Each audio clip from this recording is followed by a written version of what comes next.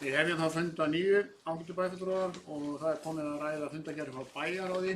Það eru tvær þessu sinni frá 7. apríl og 13. apríl. Það var haldinn fundur fimmtudaginn 7. apríl í bæjarráði Mosfellsbæjar. Það var númer 1530, það voru 5 mál á dagskrá og ég afsæti það voru nú ekki 5, það voru nú 8 mál á dagskrá. En ég gef orðið laust.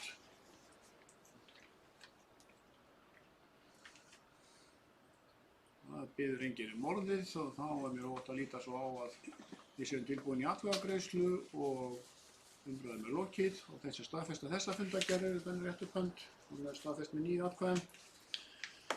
Síðan er leið vika og aftur kom bæjarráð 1531, fundur nr. 1531, fundur haldinn 13. apríl. Þar voru 6 mál á dagskrá og forseti gefur orðið laust. Orðið er laust og fundargerð bæjarráðs frá 13. apríl. Það kveður sér engin ljós og þá er mér óvægt að líta svo á að umræðin sé lokið. Og þá göngum við til atkvæði, þessi staðfesta þessa fundargerð er þannig rétt upp hönd, hún er staðfest með 9 atkvæðum. Þá er komin að fundargerð lýðræðis- og mannréttindanefndar eins og við gátum upp að þetta er eina fundargerð frá nefndum bæjarins.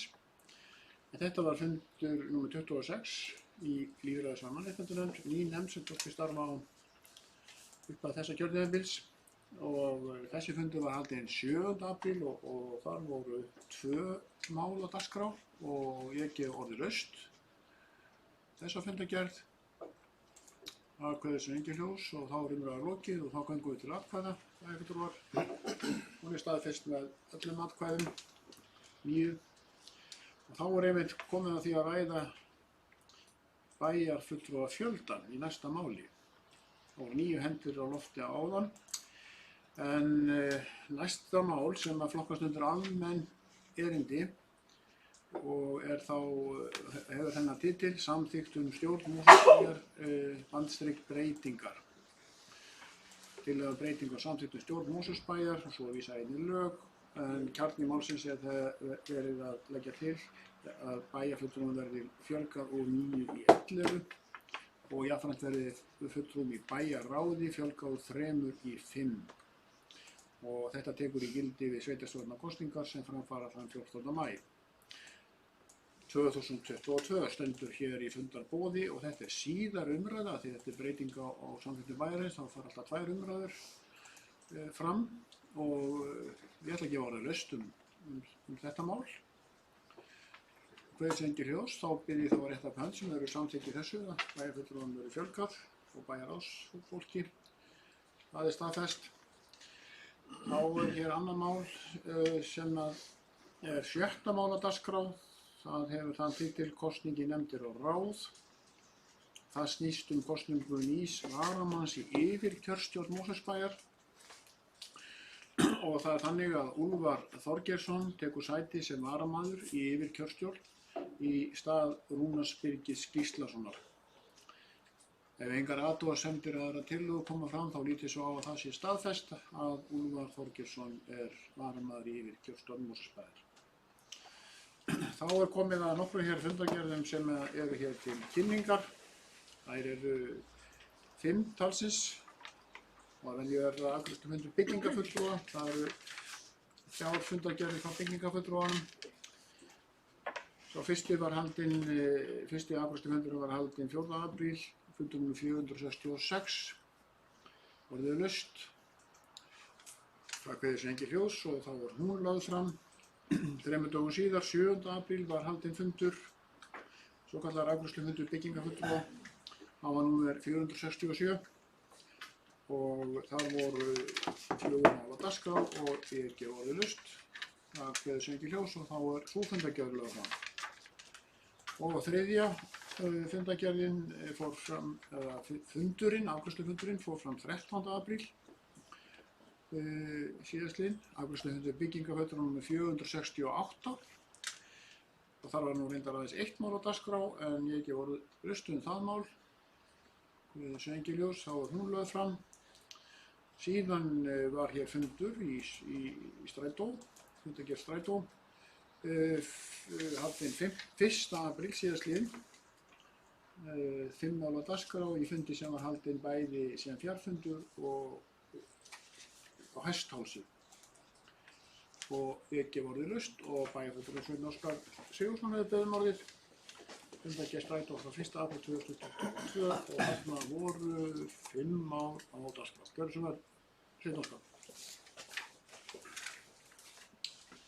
Forseti, ég kem undir fundargerð stjórnar strætó, dagskrárliðina, forseti, hvað er hann? Veitum við, svona. Hann er númer 354.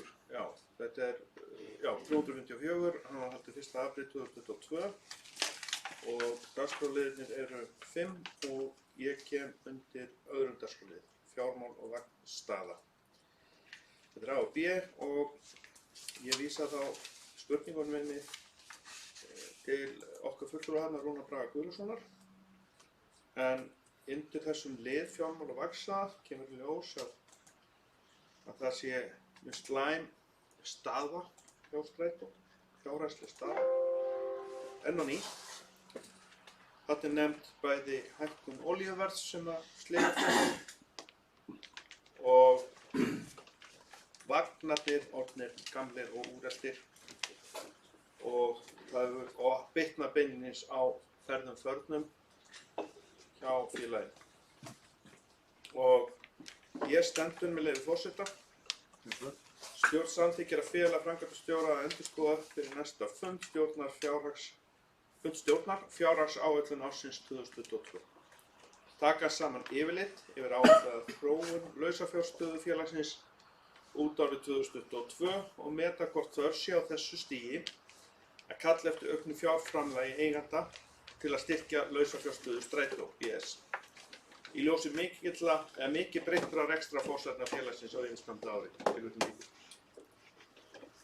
Eins og kom fram hérna áðan undir lið varðandi ásetning, þá fór endurskoðandi bæjarfélagsins yfir þau mál og nefndi að það mun stefna í það á næstunni að þessi byggðarsamlög þurfa að vera tilgreind og skuldbindingar inn í ásetningi inn í framtíðin. Þarna er ljóst að þarna er einhverjir hlutir að gera sem er ekki í ásetningnum sem við erum að skoða eða áætlunum sem hingað til hafa komið. Þetta er mjög slæm staða Strætó og verri heldur en að flestir bjuggust við. En eins og ég hef oft komið að áður, við verðum að eiga borð fyrir báru. Þess vegna á ekki að skulda of mikið og það vita náttúrulega flestir sem hér eru, nema kannski fulltrúi Samfylkingarinnar. Nú, það sem ég er að segja einfaldlega með þessu er það að Strætó er í raun og veru tæknilega gjaldþrota. Bæði út frá þeirri stöðu sem staðan sem þetta er komin í og möguleikar á þessu fyrirtæki til þess að ná vopnum sínum virðast engar vera. Nú, nema að komi til enn aukin framlög frá aðildarfélögunum eða byggðasamlagsins. Staðan er líka þannig hjá sveitarfélögunum, hún er ekkert mjög góð og þetta bætist þar ofan. En spurningin minn til fulltrúa okkar í Strætó snýr að þessu umboði sem framkvæmdastjórinn hefur fengið frá stjórninni að endurskoða fyrir næsta fund stjórnar fjárhagsáætlun ársins 2022 og þá spyr ég hvenær reiknar hann með að næsta fundur verði haldinn og hvað er það sem kom fram að þetta gæti breytt þessari áætlun marga milljónir. Já, það var beint spurningu til Rúnars Braga Guðlaugssonar, frá Mosfellsbæjar í stjórn Strætó, gjörðu svo vel. Takk fyrir forseti, bæði fulltrúar. Varðandi næsta fund, þá er næsta fundur núna á föstudaginn og ég geri ráð fyrir að það komi einhver tillaga frá framkvæmdastjórnar.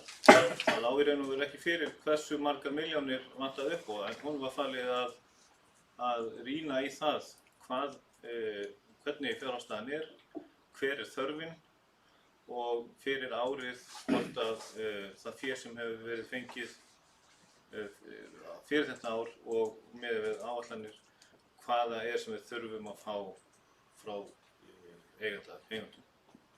Þannig að upphæðin var ekki tiltekin. Orðalaust, Hafsteinn Pálsson hefur beðið orðið. Gjörðu vel, Hafsteinn Pálsson.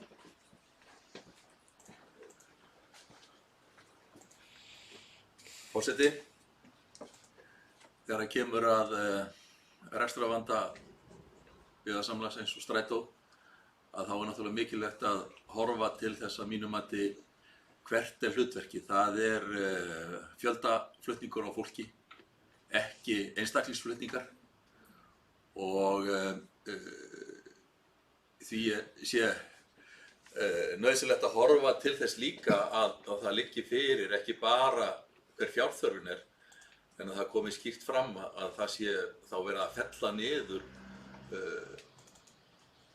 akstur þar sem að engin eftirspurn eftir. Það hefur verið að beina að fjármagninu sé beint að þar sem þjónustu þörfin og mér finnst það kannski ekki koma nógu skýrt fram í fundagerðinni að það sé við að horfa til þess hvar eftirkall eftir þjónustu og það sé reynt að svara þeirri þjónustu þörf en ekki að halda uppi þjónustu sem enginn að nýta og enginn hefur hug á að nýta. Þetta bara eitthvað sem að skiptir miklu máli í rekstri á fyrirtæki eins og strætó að vera að reyna að efla og auka þjónustuna þar sem að þörfin og eftirspurnin Mér finnst það bara mikilvægt að þetta sé haft að leiðarljósi og það sem að ákall eftir að sé gert með þessum hætti. Takk fyrir. Það tekur næstu til máls bæjarfulltrúi Ásgeir Sveinsson. Gjörðu vel, Ásgeir. Við ræðum fundargerð strætó. Takk fyrir það, forseti, bæjarfulltrúar. Ég kem hér undir fundargerð strætó BS sem rætt fjárhagsstöðu strætó. Mér langar til þess að hrósa stjórn strætó og framkvæmdastjóra og starfsfólki þar fyrir einmitt það sem að Hafsteinn var að tala hér bæjarfulltrúi, hvað bregðast hratt við og hvað eru akkurat að taka þennan pólinn í hæðina. Það reyndar mjög, eins og við vitum, viðkvæmt mál að minnka þjónustu strætó, en eins og við vitum líka þá það búið að vera fordæmalausar aðstæður í rekstri strætó undanfarin ár, meðal annars auðvitað mest út af faraldrinum þar sem að fólk mátti ekki fara í strætó og við getum bara ímyndað okkur hvað gerist þá ef að það má enginn kaupa okkur vörun okkar, það einfaldlega hrikti þá í öllum stofum, en það var brugðist mjög hratt við í þeim aðstæðum. Það búið að skera niður líka, bara núna nýlega, og verið að klára þær aðgerðir. Þá akkurat verið að minnka þjónustuna þar sem að hún minnst og hún einmitt aukin þar sem að mest á þarf að halda. Við getum bara horft hérna í Mosfellsbæ þar sem að þurfum að setja auka vagna hér á hverjum einasta morgni vegna þess að þeir eru yfirfullir og á auðvitað miklu fleiri leiðum. Þannig að rekstrarvandi strætó auðvitað áhyggjuefni og það verið að skoða það og það kemur þetta fram í þessari ályktun hjá stjórninni að framkvæmdastjóra farið að taka saman yfirlit áætlaða þróun lausafjárstöðu félagsins og meta hvort þörf sé á þessu stigi að kalla eftir auknu fjármagni. Þannig að það ekki komið á hreint. Hvort að strætó tæknilega gjaldþrota eins og bæjarfulltrúi Sveinn Óskar gat það ætla ég ekki að leggja mat á hér, en það eru þá til leiðir sem þá annars vegar að eigendavettvangur hann komi með aukið fjármagn inn í fyrirtækið eða það að það verði skorið ennþá meira niður þangað til að reksturinn að ná jafnvægi og ná sínum vopnum aftur. Þannig að ég held að stjórn strætó og framkvæmdastjóri sé á hárréttri leið. Það brugðist mjög fljótt við gríðarlega erfiðum aðstæðum og ég treysti því að Strætó ná að rétt úr kútnum vegna þess að við viljum ekki að hann verði fyrir frekari skakkaföllum vegna þess að ef við fengjum alla þá sem að nýta almenningssamgöngur hér inn á göturnar í einkabílunum þá værum við illa sett. Þannig að því sem bara haldið til haga. En vonandi gengur þetta vel hjá Strætó að ná vopnum sínum aftur í þessum erfiðu aðstæðum sem þeir eru í. Takk fyrir. Næstu tökum til máls Sveinn Óskar. Sveinn Óskar Sigurðsson, gjörðu svo vel.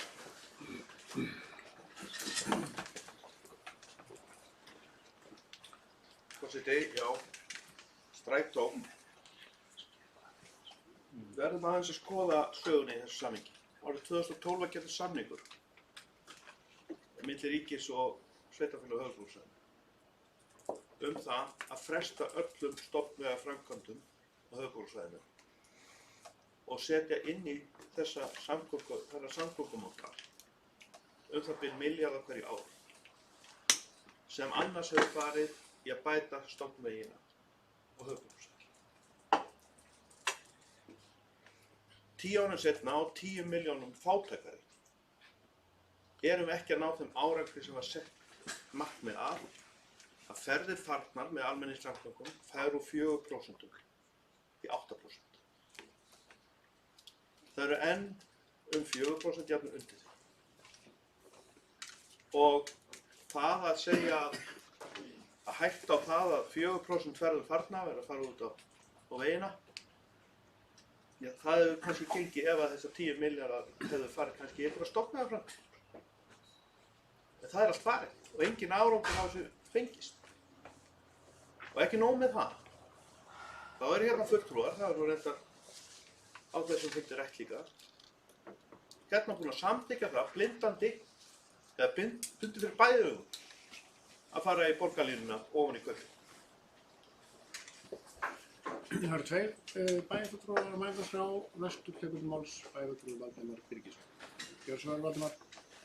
Við ræðum sem sagt fyrst og fremst annað mál í fundargerð bæjarráðs, Strætó frá 1. apríl, fjármál /ákveðna staða. Gjörðu svo vel. Takk fyrir. Við erum að ræða fjármál Strætó og inn í það blanda umræðum borgarlínuna sem skilt smál. Langaði aðeins að leggja orði í belg hérna af því að vissulega staða Strætó erfið og það talað það að lausnin út af því sé að skerða þjónustu og það sé vel gert hjá Strætó og að skerða þjónustu sem enginn að nota. Það náttúrulega rosa gott bara almennt að vera með þjónustu sem enginn notar og ekki vera að sóa fé í það. Það er svona bara almennt. Það hins vegar ekki gott að því að það auðvitað þannig að þegar við förum að minnka þjónustuna að þá nota færri þjónustuna. Það bara eitt af lögmálum sem við vitum að gerist og það held ég ekki gott.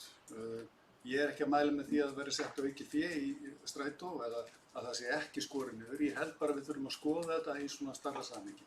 Eitt af því sem hefur verið gert til að bæta þjónustuna er að búa til eitthvað app sem listúlt sem ég heyri ekki betur heldur en að fólk sem ég óvanant með og á síðasta ári voru notaðir eitthvað 150 milljónir í framleiðslu að gera þetta app og ég held að sé ýmislegt í Strætó sem við þurfum bara að skoða og ég held að sé ýmislegt sem við þurfum að taka til skoðunar hvernig reksturinn á því er.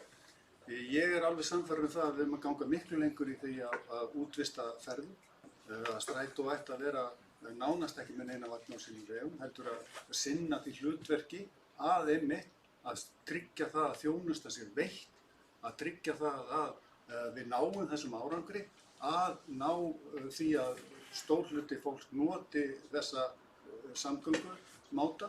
En til þess að gera þá verður þjónustun að vera góð. Það bara helst algerlega í hendur. Og þannig þarf að skoða þetta. Þess vegna erum við búin að samþykkja borgarlínu. Þess vegna erum við búin að samþykkja það að fara í það að búa til sérrými handa almenningsvögnum. Ef við gerum það ekki núna, þá verður það miklu dýrari í framtíðinni. Og það nauðsynlegt að fara í það. Af því að hin leiðin að bæta við endalausum umferðarmannvirkjum er leið sem er ekki tæk.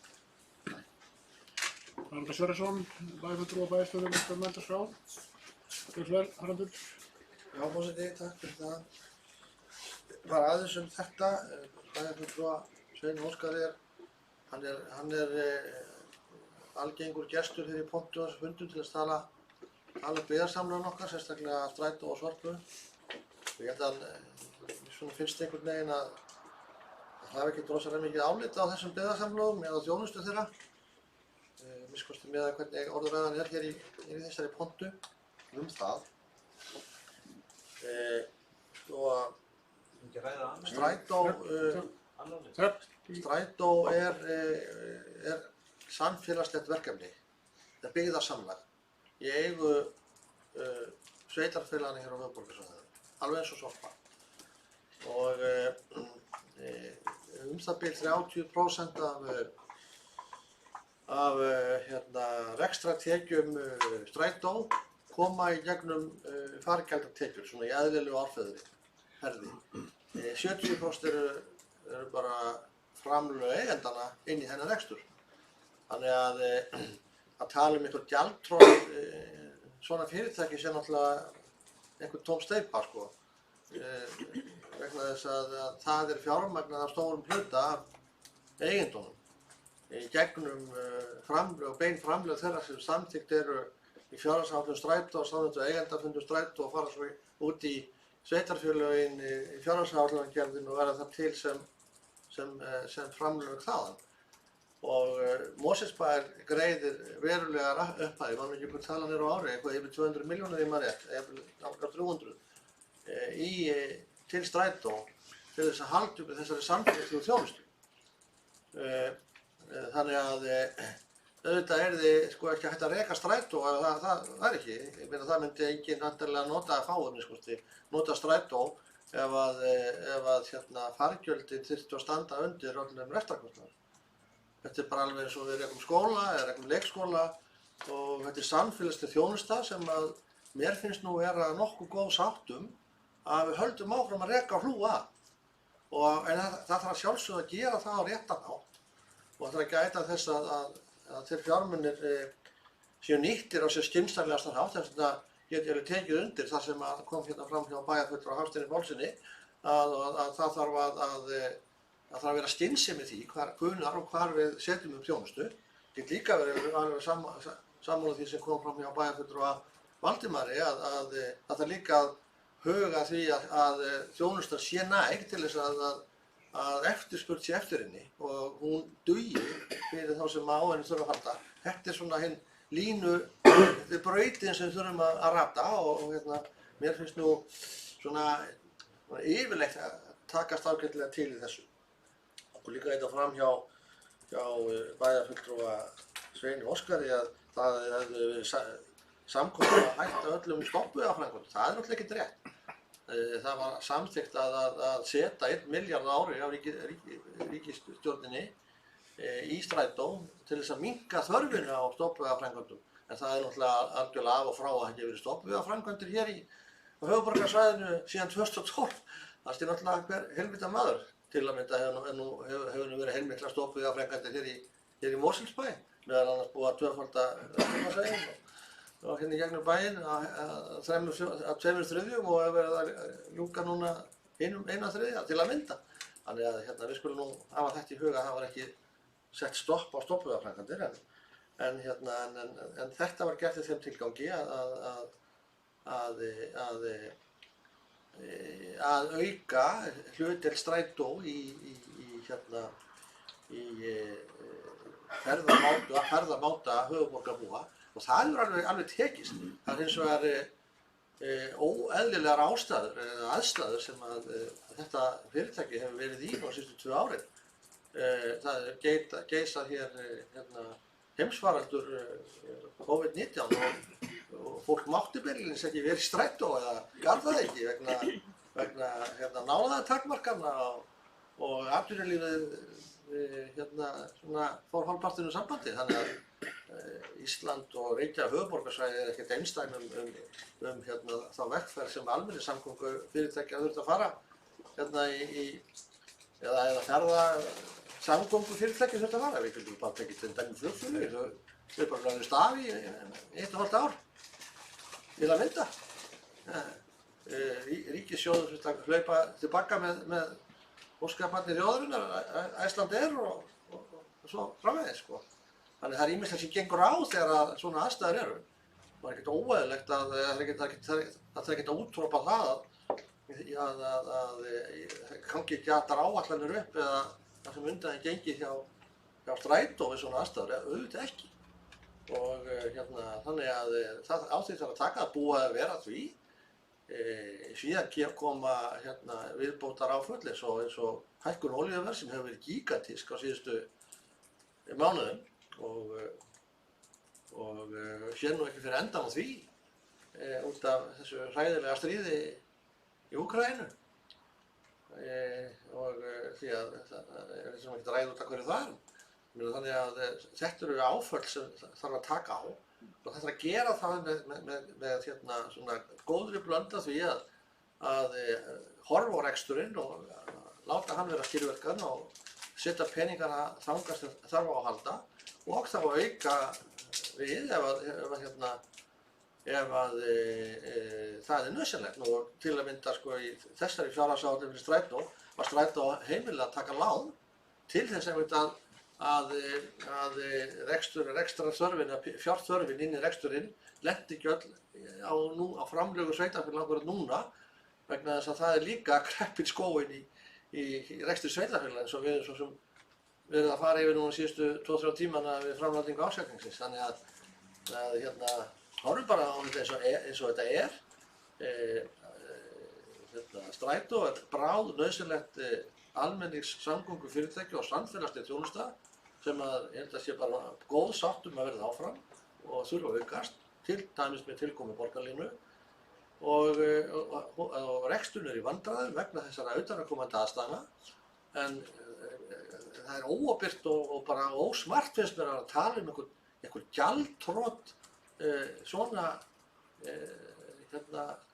stofnana eða byggðarsamlaga. Þetta er samfélagsleg þjónusta sem er tryggð og rekin á sveitarfélögum. Rúnar Bragi Guðjónsson, þú hefur beðið við þetta mál, gjörðu svo vel. Já, takk fyrir það, forseti, bæjarfulltrúar. Það hefur ýmislegt komið hér fram hjá bæjarstjóra sem ég ætlaði einmitt að reifa á en ég ætla að undir þessu máli líka þá eru hér atriði til dæmis sem stendur hér í fundargögnum varðandi skuldastöðu og rekstrakostnaði eða laust fé fyrir strætó og ástæðan fyrir því að það er rekstrarvandi og bæjarstjóri komið einmitt inn á það hér áðan. Það er þessi aukin rekstrakostnaður, það er áhrif stríðsins sem hann talaði hér áðan og það er olíukostnaðurinn og líka það að við erum með eldri vagna sem við ekki hefur tekist að endurnýja sem hafa þá bilað meira og þeir eru þetta eyða olíu sem áætlað samkvæmt þjóðhagsspá mun hækka alltaf 70% á frá árinu 2021. Þannig að ég hef heyrt að dísellíterinn muni fara í 500 krónur á þessu ári sem verður það svolítið mikið. En ég veit ekkert hvort það gerist, vonandi ekki. Það sem ég langaði að segja varðandi appið sem hér kom fram, það voru ekki mistök sem áttu sér stað varðandi appið. Það voru eðlilega hnökrar á nýju fyrirkomulagi milli notenda og strætó, en það sem gerðist líka var að það þurfti að loka fyrir ákveðna fítusa í appinu vegna þess að strætó fékk á sig mjög stóra tölvuárás. Og þessi tölvuárás kostaði líka strætó mikið fé því að það náðist að koma í veg fyrir nánast allt sem að tölvuþrjótarnir vildi ná fram, en það var til þess að það var urðu hnökrar á appinu af því til þess að vernda notendur appsins þá var strætó og tölvudeildin að loka fyrir ákveðna fítusa svo að tölvuþrjótar myndi ekki fara inn á notendur. Þannig að það sem að appið hefur líka gert, það hefur þetta og mun spara strætó fleiri 100 milljónir bara í auknum fargjöldum sem að þeir áður gátu ekki innheimt af ýmsum ástæðum. Þannig að það verður miklu meiri innheimtur þegar appið komið í fullt gang og það mun styttast í það og það eins og hér líka kom fram, það strætó vinnur ötullega að því að vinna að öllum þessum málum til þess að bæta þjónustu við farþega. Í síðustu viku, eða þess síðustu viku var einmitt opinn fundur hjá strætó þar sem að komu gestir aðstæðara og notendur strætó og þar ræddi einmitt notendur bæði appið líka það þegar að strætó hefur verið að skera niður leiðir. Það hefur auðvitað áhrif á það sem nota strætó þegar verið að taka jafnvel eina leið út á einhverjum ákveðnum tímum. En að langstærstum hluta þegar verið að skera niður, þá verið að skera niður þær leiðir sem að minnst aðsókn í. En þetta það sem ég vildi segja. Já. Þetta var nú mál númer 2 í fundargerð strætó. Ég vil nú gefa orðið laust ennþá þessa fundargerð. Nú þegar hefur bæjarfulltrúi Sveinn Óskar beðið orðið. Við erum sem búin að ræða mál númer 2 sem að þeir heitið fjármál, Stafsvík, Vagnastaða, en þetta voru 5 ára dagskrá. Gjörðu svo vel, Sveinn Óskar. Forseti, ég kem undir mál númer 1, borgarlínan. Ég vil nú leiðrétta aðeins bæjarstjóra, óska bara þjónum að Eimskip en ekki Icelandair. En það kannski skiptir sagan svo sem máli í því efni aðeins að benda á það. Sko, svona ræða eins og hjá bæjarstjóra áðan þetta sem ég var að geta þegar var frestað Já, máli búið. Það er ekki aðteklega. Nú máli umræðan lokið við fjármál Vagnastaða og erum að ræða. Ég er að tala um borgarlína. Já. Það er ekki að vísa í fyrri umræður á þessu. Þetta tengir henni. Það var markmið að reyna að fjölga ferðum til þess að fullyrða það og koma að því að það veri hægt að gera það saman með borgarlínu. Og þess vegna var stofnvega framkvæmdum frestað. Það stendur í þessu samkomulagi. Ekki öllum, en það var stofnvega framkvæmdum frestað. Og við erum 10 milljarðar krónur fátækari. Þetta skiptir öllum máli. Að tilraunin að fjölga ferðum með almenningssamgöngum tókst ekki. Og svo er bæjarstjóri að segja að maður sé á móti almenningssamgöngum. Það er bara rangt. Hann er að segja ósætt. Hann er algjörlega að segja ósætt. Og það er ekki fyrsta skiptið. Það er alltaf verið að segja að maður sem er heina á þessar skoðanir og blákalt kemur hann hérna í pontu og endurtekur sömu rölluna. Höldum okkur við borgarlínuna. Og borgarlínan, hún er kannski ekki heldur að ná þessum árangri. Og hvað þá að minnka tafir í umferð. Það margtuggið að onni almenning hér og aðrar. Sérstaklega forstöðumann þessa betri samgöngu. Að þetta er ekki að ganga upp og mun ekki ganga upp. Og þeir hafa ekki getað sýnt neitt fram á það, þessir aðilar, að þetta gangi. Þetta mál sem hér fjallar er hann að reyna að segja frá hvað er í gangi, stígagerð og stofnvegi og annað slíkt sem tilheyrir þessum samgöngusáttmála og einmitt í gegnum þann samgöngusáttmála bæjarstjóri og forseti. Var hérna tvöföldun gerð. Hún var gerð út af samgöngusáttmála en aðrar stofnvega framkvæmdir voru þeim að fresta. Og þið sem hér bæjarfulltrúar og forseti, hafið samþykkt þetta verkefni sem heitir borgarlína, ég kalla þungu borgarlínuna, vegna þess að hún voru þung fyrir buddu bæjarbúa og höfuðborgar, borgar og bæjarbúa. Og hún mun leggjast á sem skattur. Svo getur tafa gjöld. Það hefur enginn sýnt fram á annað. Þannig að þetta mun tefja umferð mjög mikið og þegar er búið að reikna út þessar tafir eins og þeir eru í dag, uppi 50 til 60 milljarðar nú á ári. Og ég segi, þetta er ekkert rætt. Það er hvergi komið með neina fræðilegar úttektir á þessu og spurningum er ekki svarað nema fyrst og bast hjá Betri samgöngum. Það er þetta sem þið hafið saman hér. Það er nákvæmlega þetta og ég segi, til dæmis í þessari fundargerð, það fylgja gögn og kynning með frá fulltrúa Betri samgöngum. En það er afskaplega lítið bókað þetta á fundum. Hvers vegna er það? Það er vegna þess að ég held að stjórnmálamenn sé að snúast hugur í þessum málum. Og þess vegna er svo skelfilegt að Strætó standi svona illa. Vegna þess að ég myndi vilja það að bæta Strætó með nýju fyrirkomulagi til þess að einmitt að auka tengingar meðal annars hingað. Það er hægt að breikka hérna Vesturlandsveginn á hliðunum og fjölga rauðum akreinum til þess að hraða ferð hans hérna með unga fólki, bæjarfélögunum á morgnana og seinna. Þetta er leið sem búið að ganga og taka út og er talsvert mörgum stærðargráðum ódýrari heldur borgarlínu.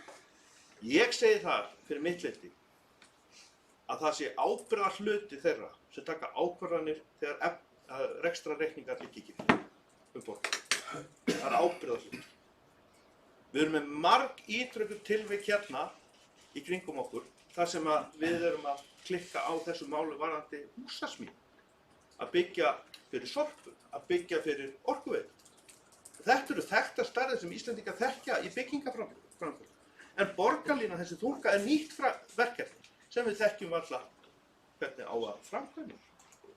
Og það er verið að tala hérna ekki bara það tæknilega flækjustig, þetta eru skipulagslega flækjustig og þrengingar á aðra umferð.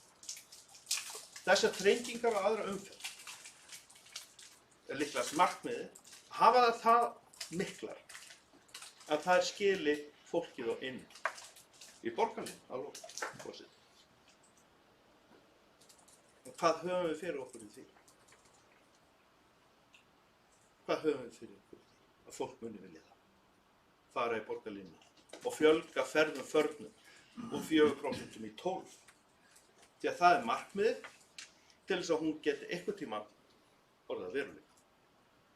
Að ná þessum afköstum sem ætlað er. En vitið hvað verður gert? Ef að þetta markmið næst ekki, þá þarf að hækka tafagjöldin á almenning, andra, þangað til að jafnvægi ásetningi Betri samgöngu óhagað næst. Hærri skatt.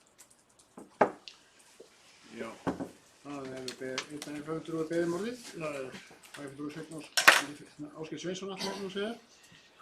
En málið heitir hér í fundarboði Borgarlínan, landsríksstaðan. Gjörðu svo vel, Ásgeir. Já, takk fyrir það. Ég kem undir þessu máli sem er Borgarlínan sem var á fundi Strætó BS. Það er ekki nýtt á nálinni að fulltrúi Miðflokksins í bæjarstjórn Mosfellsbæjar sé með þessa vangaveltu sem hann er með og ekkert að því að menn sé ekki með sömu skoðanir á þessu. En það sem við þurfum að horfa á í þessu sambandi er það að við erum að horfa til 20 ára, jafnvel lengur, við erum að horfa til 25 ára fram í tímann með þetta. Það sem ekki kemur fram þegar að Miðflokksmenn sem standa nú mjög sérstaklega í þessu máli, hvað varðar hágæða almenningssamgöngur, það sem ekki kemur fram í þeirra máli, það er það að það á næstu til ársins 2040 það eftir að bætast við 70.000 manns inn á höfuðborgarsvæðið sem eru cirka jafn margir að búa í Hafnarfirði, Garðabæ og Kópavogi. Og það sem er að gera samfara þessu kerfi sem að heitir Borgarlínan, ættu kannski skipta nafn á því eins og ég hef áður sagt, vegna þess að sumum finnst það komið svona eitthvað óbragð í munnum hjá mönnum út af þessu nafni. En það sem er að gera samfara þessu hágæða almenningssamgöngukerfi er það að það er að fara að setja 100 milljarða það bil í stofnbyggðaframkvæmdir og í gatnagerð á höfuðborgarsvæðinu og þar af hluti af því samgöngustígar fyrir hjólreiðafólk og annað slíkt. Þannig að þegar þetta allt helst í hendur, þá þetta nauðsynlegar viðbætur til þess að höfuðborgarsvæði verði ekki bara ein katastrófa eftir því sem okkur fjölgar hér og með þess að fjölgunin meiri heldur en spákerfið ráð fyrir.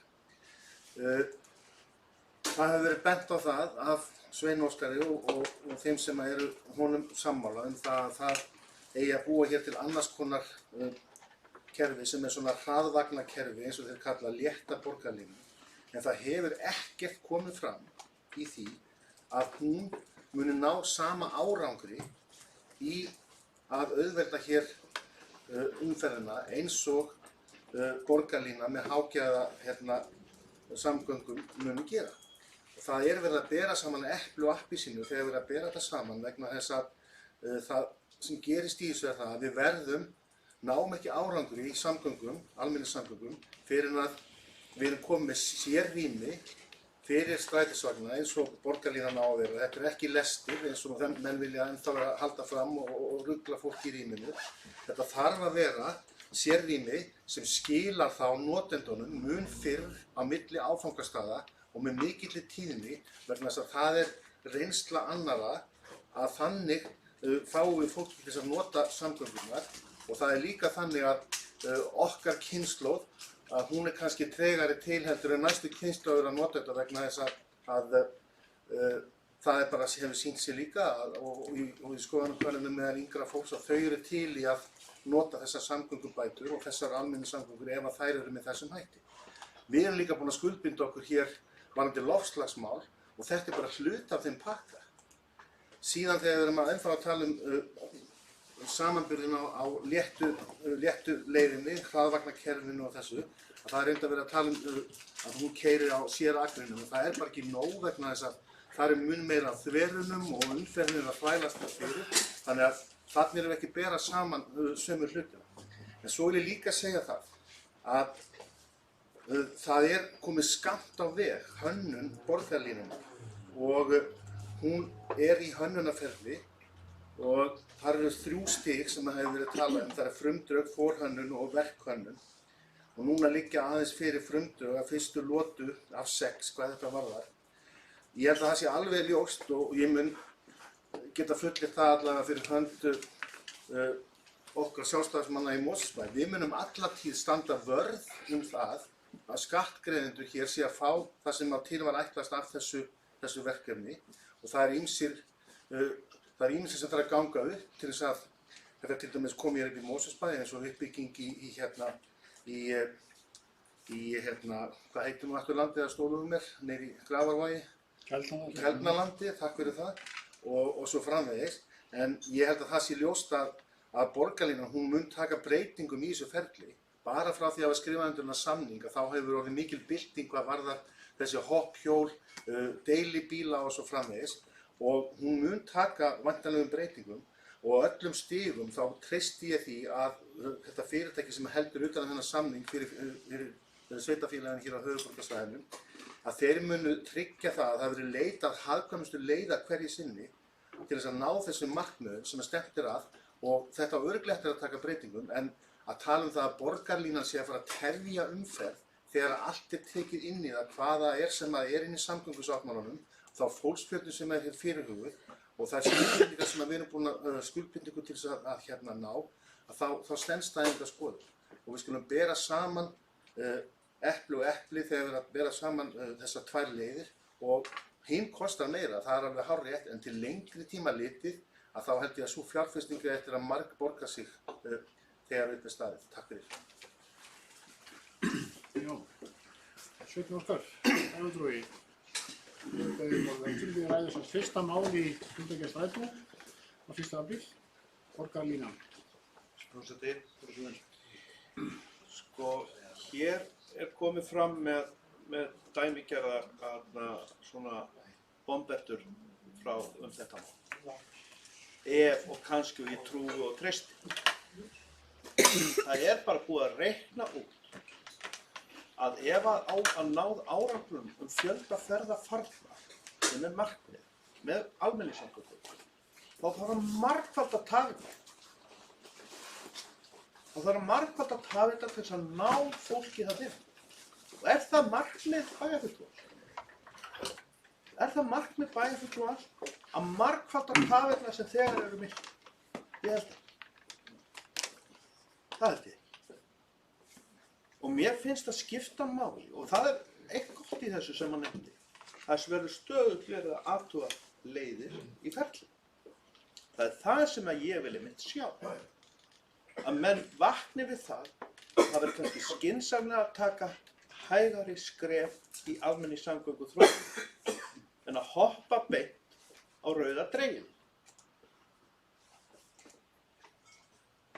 Og það skiptir máli hvað þetta varðar, er það að fara vel með almannafé. Og það að bara hlusta á þá einstaklinga sem að eru fagfólk og algjörlega óbundin hagsmunum að fá að byggja, hanna eða eru embættismenn hér og þar. Alveg óháð hagsmunum. Einstaklingar sem þekkja businessin, sem þekkja reikningana, sem hafa starfað hjá sveitarfélögum, eru búin að vera prófessor í greinum og algjörlega óháður í málum. Algjörlega. Þess vegna segi ég það að það skiptir mjög miklu máli þegar við ætlum að byggja upp okkar borg hérna og sveitarfélagi hérna sem við erum í. Að við leggjum við hlustu þegar svona kaliber eru að tala. Þá er ég ekki að tala einhver svona lítinn leikmann eins og þann sem hér í þessu er. Heldur þessa fagmenn sem eru að ræða þetta. Ég tel mig ekki með á þeirra, en ég hlusta á það. Og auðvitað ég kannski að hlusta líka á embættismenn, en þegar ég tala við fulltrúa Betri samgangna OHF, þá kemur ekkert fræðilegt þetta mál. Hvernig þetta verður og hvernig má ætla að þetta verði endanlega að standa undir sér. Nema það sem hægt er að staðfesta. Að samkvæmt sáttmálanum, ef þið lesið það, þá er heimilt til þess að hækka gjöld á almenning. Þetta er svona eins og ríkinu, heimilt að hækka gjöld, beint frá flug, til þess að ná endum saman ef þetta klikkar. Þess vegna er þetta svo, hvað ég að segja á ensku, beautiful verkefni fyrir þá. Það er engin höfuðverkur, því að þeir geta alltaf að hækka skatta. Ef þetta gengur í gert. Með fjölda ferða, farna, var gerð tilraun. COVID, já og nei, þú veist. Tilraunum stóð í 10 ár. Og það gekk ekki betur þetta. Því, ég myndi segja því miður. En það er bara vegna þess að markaðurinn, hann segir bara einfallega. Unga fólki segir bara. Ef að ég er 45 minnur áfangarstað í staðinn fyrir 15, þá er ég ekki að fara þá leið. Og tek ég, vegna þess að, hvers vegna er þetta? Vegna þess að mat einstaklingsins, þegar hann lifir í hagkerfi eins og okkar, á tíma sínum er miklu hærra verða lagt. Heldur fólks í þriðja heimsríkjum sem þetta almennt er notað fyrir. Þess vegna þarf tafa kostnaður einstaklingsins að vera mjög hár hér á landi til þess að viðkomandi velji hann þarf að vera mun lægri til þess að velji að bíða. Þannig að hann er hár hér, matið einstaklingsins á sínum tíma er mjög hátt verðlag. Og það er ástæðan fyrir því að okkar hagkerfi spilar bara allt öðru sem mörg önnur. Og þess vegna vilja krakkarnir bílprófið, þess vegna vilja þau fá bílinn, fá pappa og mömmu og fara sem skemmstu leið til ættingja og vinna. Þannig virkar. Og fyrir utan skutlið, einstaklingar sem eru fatlaðir, alla hina sem eru að komast með vörur og þjónustu. Þetta hefist í umferðinni.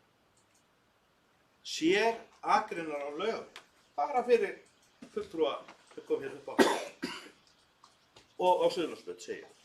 Sér akrein og það er reyndar á Laugaveginum vantarlega líka. Miðjusett tekur af 2 akreinar á Suðurlandsbraut og Laugaveg.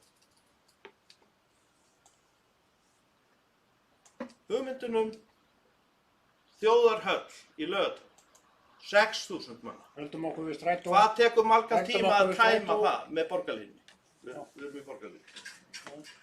Hvað tekur langan tíma að tæma það með borgarlínunni sem er skuldbundin að fara með reglubundum hætti á 7 mínútna millibili, samkvæmt áætlun, með þeim vögnum sem er í boði ásamt einkabíl, sem að mun náttúrulega þrengjast gagnvart honum.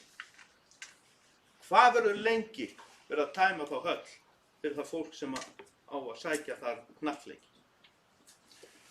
Já, það er fulltrúar árið enn og laust og nú þegar hefur Ásgeir Sveinsson orðið aftur. Við ræðum sem sagt fyrsta mál í fundargerð stjórnarstrætó frá 1. apríl. Gjörðu svo vel, Ásgeir.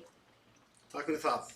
Ég ætla ekki að hafa þetta langt. Við verðum seint sammála um þessi borgarlínumál, en ég vil samt koma að leiðréttingum með það að það sé engir útreikningar og það sé engir fagmenn á bakvið þetta verkefni sem heitir borgarlínan og sem hefur unnið með þessu fyrirtæki sem heldur utan um það. En það er aftur á móti þannig að sá litli minnihluti sem Sveinn Óskar vitnar í er ekki sammála því faglega mati og þeim útreikningum og þeim spálíkumunum og öðru sem hefur verið notast við að reikna út þetta dæmi sem heitir borgarlínan. En það er ekki þar með sagt að ekkert hafi verið gert, þannig að við þurfum að halda því til haga. Ég ætla ekki að gera lítið úr þeirra hugmyndum eða þeirra skoðun á þessu, en það að það liggi ekkert að baki, það náttúrulega einfaldlega stenst ekki og þess vegna á ekki að halda því fram vegna þess að það er rangt. Jú,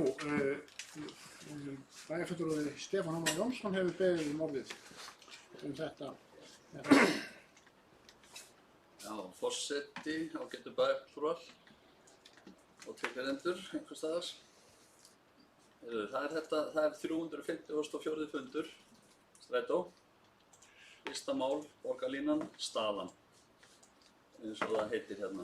Davíð Þorláksson, framkvæmdastjóri, kom á fund og fór yfir málin. Að það er búið að segja svo margt hérna þetta allt saman og þá langaði mig forseti bara svona aðeins að tæpa hérna á örfáum staðreyndum þetta mál, svona bara til þess að klera mína stöðu til þessa máls sem er hérna til umfjöllunar í þessari fundagerð og á þessum fundi sem heitir borgarlínan.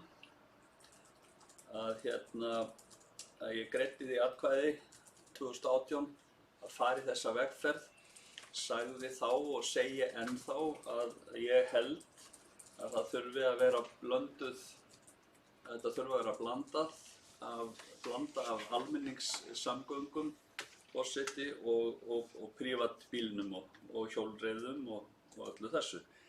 Þannig að þetta lúkkaði bara vel að það ætti að fara hérna í stoppvegi fyrir 50 milljarða, borgarlínu fyrir 50 milljarða og hjól fyrir 8 milljarða og öryggi á umferðargötum fyrir 7 milljarða. 120 milljarða, svona gróft. En ég ræddi það þá og ég hef rætt það forseti nokkrum sinnum síðan að ég saknaði þess í upphafi að það væri ekki nákvæmari útreikningar fyrir þetta. Það er að segja sem sagt þá bæði stofnkostnaðurinn og síðan rekstrakostnaðurinn. Og ég hef eins og þið hafið tekið eftir, ég hef notað tækifæri og spurt þetta og minnst á þetta nokkrum sinnum á vegferðinni síðan og ég geri það aftur hérna, minnist á þetta. Þetta eru 120 milljarðar og þá á fjármagn þá þannig að það komi 30 milljarðar frá ríkinu, 15 milljarðar sem sagt frá sveitarfélögunum, 15 milljarðar í gegnum Keldnalandið sem að ríkissjóður ábyrgist að betri samgöngu fái 15 milljarðar út úr því landi einhvern veginn og síðan flýti og umferðargjöld fyrir 60 milljarða. Sem sagt flýti og umferðargjöld, hvað er það? Það er eitthvað nýtt. Það er náttúrulega bara skattur á almenning á svæðinu með öðrum hætti. Ég hef ekki heyrt neitt hvernig í hverju þetta á að vera fólkið. en sem sagt þetta bara skattlagning upp á 60 milljarða sem eru helmingur af þessum 120 milljörðum. Það ekki mjög langt síðan að ég átti samtal mikinn þekkingarmann í þessum fræðum. Ég spurði, sem sagt, er inn í þessum stofnkostnaðar áætlunum borgarlínuna 40 eða 50 milljarðar sem sagt þjónustustöð inn í því og eru vagnar inn í því? Nei, hvorugt. Ég spurði hafa menn einhverja hugmynd hvað það geti kostað? Nei, ekki nákvæmlega, en kannski 50 milljarða. Þannig að þá erum við að tala að við erum með áætlun upp á 170 milljarða en ekki 120. Og það akkurat þetta sem að ég hef verið og spurði strax í upphafi hvað inn í þessu, ég búið að sjá þetta allt saman fyrir. Þannig ég hef áhyggjur af þessu, þannig að þá hefur við eftir að fjármagna ekki 60 milljarða með flýtu umferðargjöldum heldur 110 kannski, eða sveitarfélögin þurfa að hækka sitt úr 15 í 30 eða ríkið úr 30 í 50, ég veit ekkert hvernig menn ætla að gera þetta. Síðan höfum við heyrt það og það verið að vekja það til lífsins núna fyrir þessar sveitarstjórnarkosningar að menn eru með stóra drauma að byggja ofan á svokallaðan stokk á Miklubraut og stokk í Sæbraut og allt þetta. Og háar tölur nefndar í því sambandi sem tekjur fyrir Reykjavíkurborg. Mínar heimildir segja að betri samgöngur fari með þetta. Þannig að þegar stokkurinn kominn á Miklubrautina, þá stíga betri samgöngur forseti væntanlega fram og segja hver og vill kaupa pláss. Og ef það Reykjavíkurborg, þá Reykjavíkurborg að kaupa það. En getur hugsanlega að selta aftur, veit það ekki, eða bara selta beint einhverjum verktökum sem vilja byggja þarna og fá þá byggingarleyfi eða mega skipuleggja þetta. Þannig að þetta ekkert svona einfalt. Það líka á blaðsíðu 17, minnir mig, í okkar aðalskipulagi, þá talað að það sé forseti hugsanlega megi gera stokk í gegnum Mosfellsbæ frá Langatanga og eitthvað niður á Ásláku eða svona sirka á því bili. Ég veit ekki hver myndi eignast það andlag, væntanlega þetta andlag vegagerðarinnar, þannig að það ekki sjálfgefið að Mosfellsbær geti ráðstafað þessu. Við færum með skipulagsvaldið, sannarlega, en ekki kannski byggingarétti, von á þessum stokk, ekki fyrir en Reykjavíkurborg. Þannig að ég bara svona minna þess á þetta, að ég hef svona vissar áhyggjur af þessu. Og síðan forseti komu fulltrúar Strætó í heimsókn til okkar í haust og það var nýtt leiðakerfi sem var til umræðu, eða kynningar í skipulagsnefndinni. Og sem sagt í tengslum við borgarlínuna að þegar hún kæmi að þá sem sagt færi út ákveðnar stofnleiðir eins og ég skildi þetta.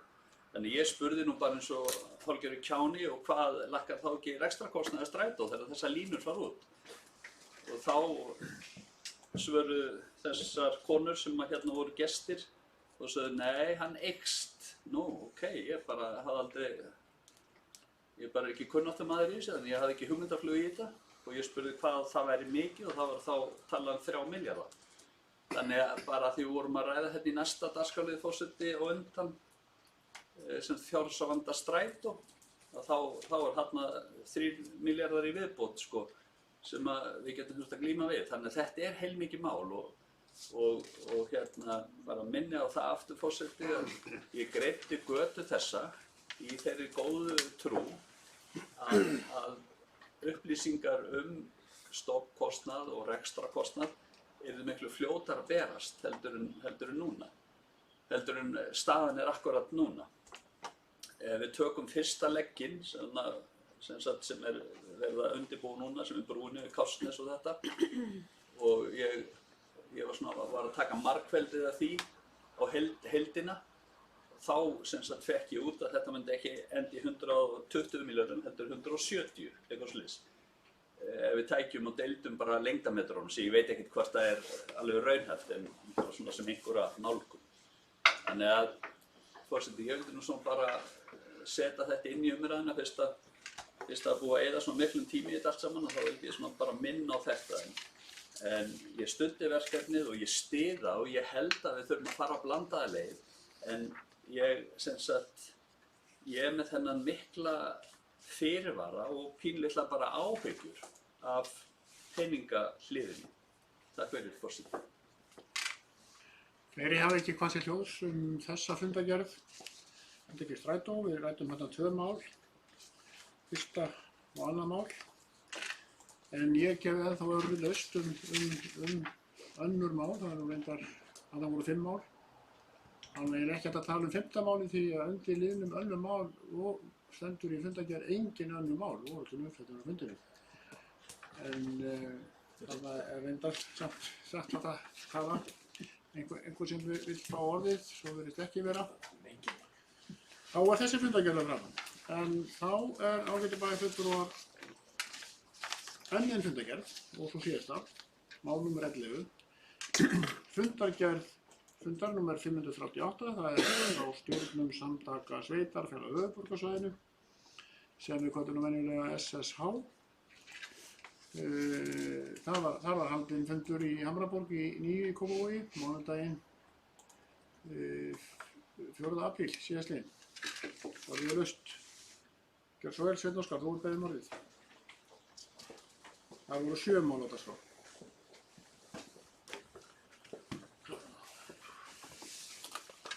Forseti, ég kem undir liðinu undir þessari fundargerð stjórnar SSH nr. 538 frá haldinni í Hamraborg mánudaginn 4. apríl 2022. Þar er 5. dagskrárliður sem er svo hljóðandi, fyrirgefðu, forseti. Ég var að 5. dagskrárliður, það var 3. dagskrárliður. Bólöldur og móttaka á óvirkum úrgangi frá höfuðborgarsvæðinu. Ég sé nú hér að bæjarstjóri hafi mætt á þennan fund, ekki séð annað en að hann hafi setjað fram yfir þennan dagskrárlið. En það er alveg ljóst að það er bæði þetta máli tengt sorpu og úrgangi, þess að óvirkum úrgangi, þar sem að sveitarstjóri Ölfus sendir byggðasamlaginu erindi 1. mars 2022 ákvörðun sveitarfélagsins að loka fyrir móttöku allra jarðefna á jarðvegsmóttöku á Skógöldu. Hún er þegar tekin gildi. Ef ég má lesa hérna, forseti, og vitna í fundargerðina. Málið hafði áður verið tekið fyrir á 524. stjórnarfundi. Þá er ég að tala stjórnarfund samtaka sveitarfélaga á höfuðborgarsvæðinu. Það held áfram með tilvægna. Hinn 3. mars 2021 og 33. fundi eigendafundi Sorpu, BS hinn 29. júní 2021 og eftirfarandi bókað í fundargerð þess fundar. Móttaka jarðefna við Bólöldu, málsnúmer 210/3005. Minnisblað framkvæmdastjóra Sorpu BS varðandi mál lagt fram, áframhaldið meðfram málsins er vísað til stjórnar Sorpu BS. Tilvitnun lýkur þarna inn í þessari og svo segir áfram hérna í fundargerðinni fyrirliggjandi er þá tölvupóstur framkvæmdastjóra Sorpu BS sem sendur var bæjarstjóra Ölfus í kjölfar fundar þeirra 29. mars síðast. Til þess að gera langa sögu stutta er ég óska eftir því að Haraldur kannski segja okkur aðeins frá hvað þetta getur haft í för með sér að þetta þegar búið að loka móttökunni og hvaða úrræði getur verið í önnur í boði. Já, það var beint spurningu við þín bæjarstjóri, það gefa þér orðið. Þetta er ekki svo, ég lesi nú titilinn hérna fyrir alla sem málið þeirra.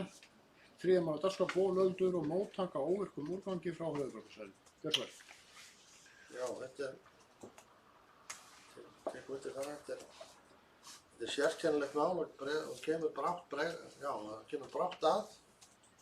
Lítill fyrirvari gefinn af hálfu Ölfus úrræði eða bregðast við þeirra skoðunum að það þurfi að umgangast þessa móttöku á þennan tipp með öðrum hætti heldur en hefur verið gert. Það var rétt að benda á það líka að þetta land þar sem Bolundur eru og þessi starfsemi er ekki bara í landi Ölfuss heldur líka í landi Kópavogs. En innkeyrslan og hliðið inn í Bolundur er í landi Ölfuss. En mér veitandi er ekki búið að loka þessu. Það var gefinn frestur á hálfu Ölfuss til þess að ná einhverju niðurstöðu um það hvernig menn skyldu umgangast þessa námu eða þennan tipp. Og ég skildi það þannig að það snerist fyrst bæði umgengni á svæðinu, þannig að segja hvernig því er frágengið, sem og greiðslur fyrir þann kostnað sem allur svo lýst. Og eins og ég best veit er það í nú einhverjum ágætis farvegi að leysa úr því og ég kannast ekki við það eða veit ekki til þess að þessu hafi verið lokað ennþá, sem betur fer. Þá erum við laust þriðja mál. Það segir sig ekki hljóðs frekar það, en þá voru síðast að ég tækifæri að taka til máls á þessum fundi því að nú gef ég orðið laust önnur mál í þessari síðasti fundagerð þessa fundar. Það virðist enginn taka til máls og þá umræðan lokin og hún lögð fram. Þá er komið að lokum þessa fundar. Ég ætla að segja hér nokkuð vel á orð og pontu hérna þessa forseti. Þetta er síðasti fundur bæjarstjórnar Mosfellsbæjar. Það er tímamót á morgun, það er sem þetta fyrsti. Síðasti fundur og bæjarstjórnar. Með síðasti fundur. Þessu kjörtíðanbili. Ég er nú að meina, ég kjörtíðanbili. Þú ert ekki að leggja þetta niður eða? Nei. Alveg komið ángað. Það er síðasti fundur og eins og konum fram hérna þegar á fundinu þá er það 4. maí, þar sem síðasti fundur er haldinn. En ég ætla aðeins að tala daginn og morgun bara hérna í lokin þegar það er bara hátíðisdagur.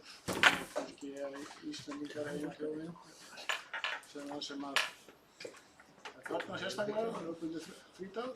Við langar að vekja athygli að það eru hátíðahaldin á morgun í bænum. Það hefur ekki verið mikið af slíkum hátíðahaldum undanfarin misseri af kunnum ástæðum, en það verður hefst hér skrúðganga frá Miðbæjartorgi klukkan 1 á morgun. En ég vil bara loka með þakka ykkur fyrir fundarstöðuna fyrsta lagi, óska ykkur öllum gleðileg sumar, öllum bæjarfulltrúum, fjölskyldum ykkar og öllum sem má með þeirra. Þá er ekkert annað að gera en að hefja hér hamarinn á loft og slíta fundi formlega, fundi slítið.